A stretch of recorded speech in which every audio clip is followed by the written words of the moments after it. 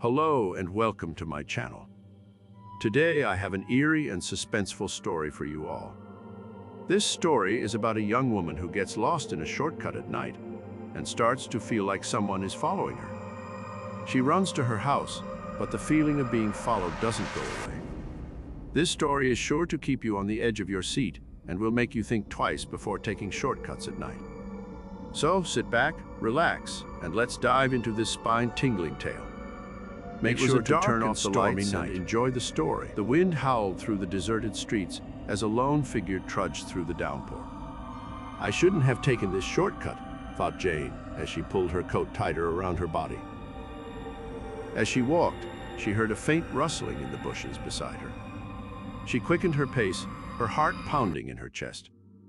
It's just the wind, she told herself, trying to calm her nerves. But the rustling grew louder, and she could swear she heard footsteps following her.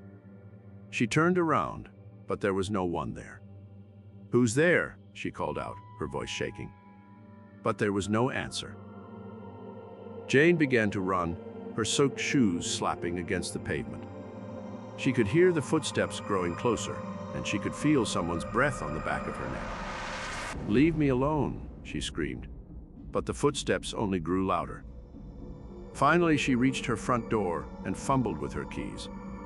She threw open the door and slammed it shut behind her, leaning against it to catch her breath. But the footsteps continued, and she could hear someone trying to turn the doorknob.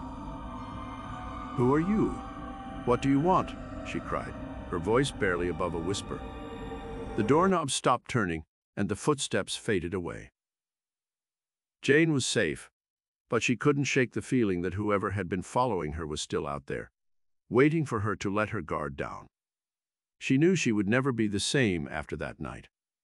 She never went out alone at night again, and always double-checked the locks before going to bed. "I should have stayed on the main road," she thought. "I shouldn't have taken that shortcut."